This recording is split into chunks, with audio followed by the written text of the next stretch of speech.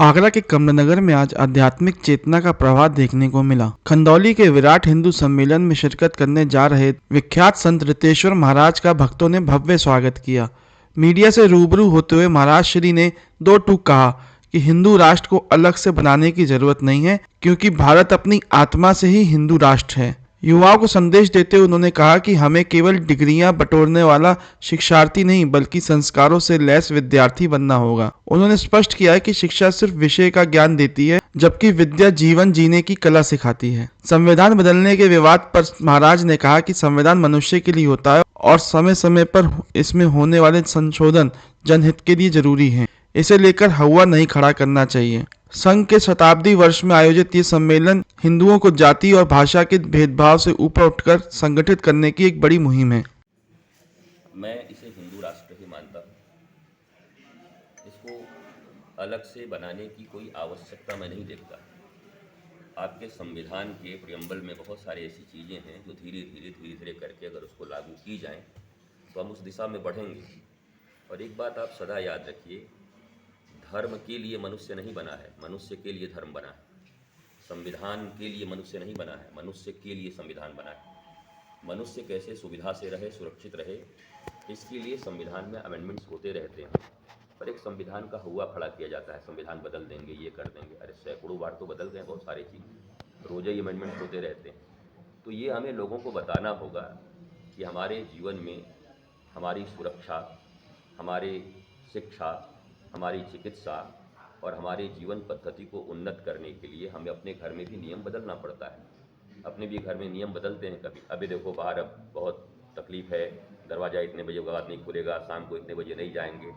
तो घर में भी तो अपने बच्चों के लिए आप रोज़ ही नियम बदलते रहते हो, जिससे हम अच्छे पथ पर चलें और हम सुरक्षित रहें। तो हिंदू राष्ट्र ये है, बस उस चेतना का जागरण का ही एक, जहाँ मैं आया हूँ हिंदू सम्मेलन, शायद यही जताने के लिए कि वो है, बस आपकी जो जिम्मेवारी है आप उसे उठा लीजिए। महाराज एक लास्ट क्वेश्चन, जिस तरीके से देश और दुनिया का माहौल बना हुआ है और कहीं ना कहीं एक बस्ती का ये कार्यक्रम है, छोटी छोटी बस्तियों को हम जोड़ रहे हैं। उस बस्ती के लोग एक दूसरे से मिलें, मित्रता करें, ऊंच नीच, वर्ग भेद, भाषा, इन सब से ऊपर उठकर राष्ट्र प्रथम है, उसकी सुरक्षा कैसे हो और हम आनंदित कैसे हो, इसी विषय पर चिंतन। बांग्लादेश में जिस तरीके से घटनाएं घट रही हैं, क्या कहना चाहेंगे हिंदुओं का इतना उत्पीड़न हो रहा है? नहीं, यही उत्पीड़न कभी कांधार में भी हुआ था, कभी लाहौर, सिंध, यहाँ के सिंधी होते, आपके यहाँ भी सिंधी होंगे ही, अब नाम मात्र के भी नहीं बचे। लाहौर की बड़ी बड़ी इमारतें, मंदिरें, वहाँ कुछ नहीं होता। बांग्लादेश भी उसी राह पर है और उस देश की चिंता मानवीय दृष्टि से हम करते हैं, हिंदुओं की दृष्टि से भी करते हैं, लेकिन अपने देश की चिंता ज़्यादा है। वो दिख रहा है, अपने देश में दिख नहीं रहा। तो हम चाहते हैं कि अपने देश का भी बांग्लादेश आपको दिख जाए। महाराज जी एक सवाल हमारा है, मैं अभी नए साल की जो 2026 की शुरुआत हुई और राष्ट्र कथा की जिस तरीके से शुरुआत हुई, हमने ढेर कथाएं देखी हैं। मैंने महाकुंभ में देखा है, देश भर में रोज कथाएं देखा। एक देखिए, श्री राम श्री कृष्ण हमारी आत्मा है, भारत की आत्मा है, और राष्ट्र सुरक्षित रहेगा तो ये राम कथा, कृष्ण कथा, शिव कथा होगी। पाकिस्तान में नहीं हो रही आजकल, न ही अफगानिस्तान में हो रही, न बांग्लादेश में हो रही, भारत के भी कई हिस्से में नहीं हो रहे। तो जिन हिस्सों में हो रहे हैं उन हिस्सों में भी बंद हो जाएंगे अगर हम अपनी संस्कृति का संरक्षण न कर सके, अपने सनातन के बीज को अगर न बचा सके, विचारधारा ही पूरी बदल गई तो ये संभव नहीं होगा। इसलिए मुझे लगा कि श्री राम श्री कृष्ण कथा से भी आवश्यक अगर भी कोई कथा है, आधार वही है, परंतु राष्ट्र कथा जरूरी है। राष्ट्र देव की पूजा कैसे हो, हम उन्हें अपने सिर पर कैसे बिठाएं, इसके लिए कथा थी और वैज्ञानिक अवधारणा पर थी। चूँकि 1 लाख स्टूडेंट रोज बैठते थे वहाँ, छात्र, एक तरफ छात्राएं, एक तरफ छात्र। विश्व के 8 से 10 देशों में LED लगा करके हजारों छात्र देखा करते थे। के युवा को सीखना चाहिए? मुझे ऐसा लगता है कि आजकल सोशल मीडिया पे हर चीज़ उपलब्ध है। अगर उसको सुना जाए तो ज़्यादा बेहतर तरीके से उसका उत्तर मिल सकता है। जो चीज़ें 5 दिन में 3-3 घंटे में 15 घंटे में कही गई हैं, उसे 3 मिनट में कहना तो बहुत असंभव है। तो शॉर्टकट न अपनाकर मैं विद्यार्थियों को यही कहूँगा कि वो उपलब्ध होगा कहीं ना कहीं किसी नहीं, सोशल राष्ट्र मीडिया कथा का क्या एक मतलब है, क्योंकि हमने भी पहली बार सुना है राष्ट्र कथा जो हुई है। राष्ट्र का शब्द अर्थ आप भी जानते हैं। हमने कहा कि आप अलग अलग चीज़ों की पूजा कर रहे हैं, परंतु आपका छत अगर गायब हो गया तो ना टीवी बचेगी ना फ्रिज बचेगा घर में। पहले छत तो मजबूत हो। तो छत की मजबूती हमारी राष्ट्र सेवा, राष्ट्र प्रेम और सनातन प्रेम है।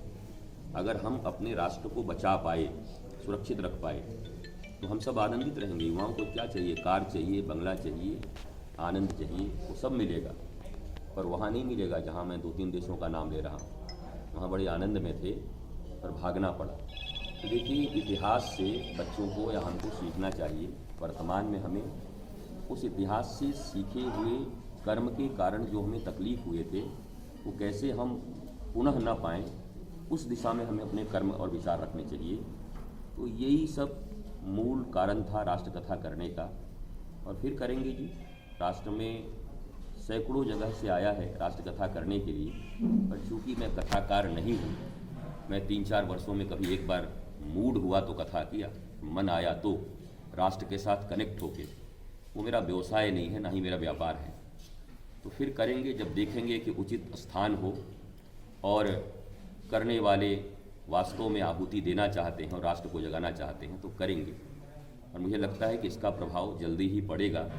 थीम भी बदलेगी, लोग फिर अलग अलग कुछ नाम बदल करके राष्ट्र सेवा करने का प्रयत्न करेंगे। और मैं यही चाहता था कि ये काम हो जाए।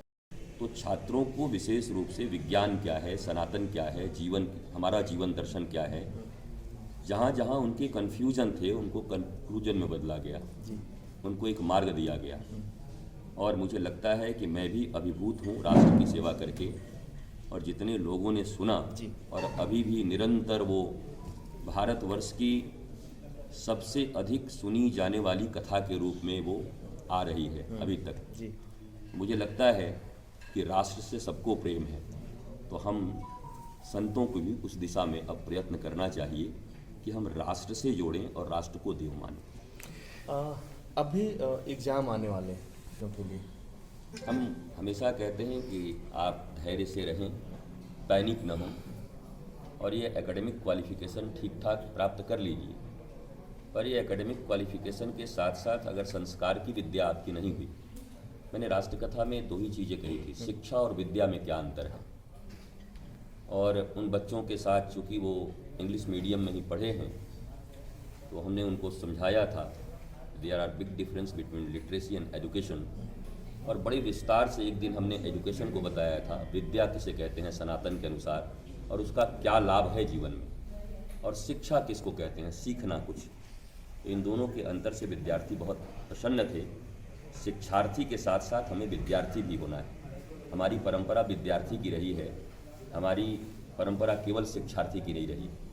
तो इन सब विषयों पर उन बच्चों से यही कहूँगा कि प्रेशरलेस रहिए, प्रसन्न रहिए, मुस्कुराते हुए जाइए जैसे फिल्म देखने जाते हैं, और जो आपने तैयारी की है उसको लिख करके आइए। और कोई भी प्रयत्न अंतिम प्रयत्न नहीं होता, अपेक्षित सफलता नहीं मिलती, तो हमारे प्रयत्न जारी रहेंगे, हम आनंदित रहेंगे। यही भाव। तो ये राम कथा, कृष्ण कथा, शिव कथा होगी। पाकिस्तान में नहीं हो रही आजकल, न ही अफगानिस्तान में हो रही, न बांग्लादेश में हो रही, भारत के भी कई हिस्से में नहीं हो रही। तो जिन हिस्सों में हो रहे हैं उन हिस्सों में भी बंद हो जाएंगे अगर हम अपनी संस्कृति का संरक्षण न कर सके, अपने सनातन के बीज को अगर न बचा सके। विचारधारा ही पूरी बदल गई तो ये संभव नहीं होगा। इसलिए मुझे लगा कि श्री राम श्री कृष्ण कथा से भी आवश्यक अगर भी कोई कथा है, आधार वही है, परंतु राष्ट्र कथा जरूरी है। राष्ट्र देव की पूजा कैसे हो, हम उन्हें अपने सिर पर कैसे बिठाएं, इसके लिए कथा थी और वैज्ञानिक अवधारणा पर थी। चूँकि 1 लाख स्टूडेंट रोज़ बैठते थे वहाँ, छात्र एक तरफ छात्राएं एक तरफ छात्र, विश्व के 8 से 10 देशों में एलईडी लगा करके हजारों छात्र देखा करते थे, देश के कोने कोने में देखते थे। तो छात्रों को विशेष रूप से विज्ञान क्या है, सनातन क्या है, जीवन, हमारा जीवन दर्शन क्या है, जहाँ जहाँ उनकी कन्फ्यूजन थे उनको कंक्लूजन में बदला गया, उनको एक मार्ग दिया गया। और मुझे लगता है कि मैं भी अभिभूत हूँ राष्ट्र की सेवा करके, और जितने लोगों ने सुना और अभी भी निरंतर वो भारतवर्ष की सबसे अधिक सुनी जाने वाली कथा के रूप में वो आ रही है अभी तक। मुझे लगता है कि राष्ट्र से सबको प्रेम है, तो हम संतों को भी उस दिशा में अब प्रयत्न करना चाहिए कि हम राष्ट्र से जोड़ें और राष्ट्र को देव मानें। अभी एग्ज़ाम आने वाले हैं, आपकी बातें बच्चों को बहुत प्रभावित करती हैं। राष्ट्र कथा में अभी आप कह रहे थे कि लाखों बच्चे क्या कहते हैं कि आप धैर्य से रहें, पैनिक न हो, और ये एकेडमिक क्वालिफिकेशन ठीक ठाक प्राप्त कर लीजिए। पर ये एकेडमिक क्वालिफिकेशन के साथ साथ अगर संस्कार की विद्या आपकी नहीं हुई, मैंने राष्ट्रकथा में 2 ही चीज़ें कही थी, शिक्षा और विद्या में क्या अंतर है। और उन बच्चों के साथ चूँकि वो इंग्लिश मीडियम में ही पढ़े हैं, तो हमने उनको समझाया था there are big difference between literacy and education. और बड़े विस्तार से एक दिन हमने एजुकेशन को बताया था, विद्या किसे कहते हैं सनातन के अनुसार, और उसका क्या लाभ है जीवन में, और शिक्षा किसको कहते हैं, सीखना कुछ। तो इन दोनों के अंतर से विद्यार्थी बहुत प्रसन्न थे। शिक्षार्थी के साथ साथ हमें विद्यार्थी भी होना है। हमारी परंपरा विद्यार्थी की रही है, हमारी परंपरा केवल शिक्षार्थी की नहीं रही। तो इन सब विषयों पर उन बच्चों से यही कहूँगा कि प्रेशरलेस रहिए, प्रसन्न रहिए, मुस्कुराते हुए जाइए जैसे फिल्म देखने जाते हैं, और जो आपने तैयारी की है उसको लिख करके आइए।